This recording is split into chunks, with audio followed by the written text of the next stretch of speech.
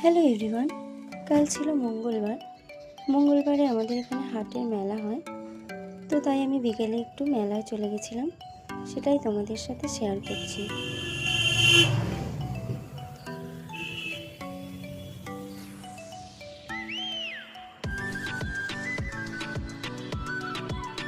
অনেকই মেলা বসে, অনেক কিছুই হয় বিক্রি, তো আমি একটু কিনে নিচ্ছিলাম। তারপর আমার একটা ফ্রেন্ডের সাথে দেখা হয়ে গেল,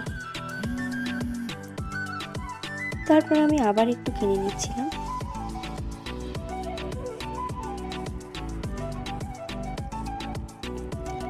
তারপর আমরা তিনজনে মিলে ফুচকা ঘুগনি খেয়ে দোকানে চলে এলাম।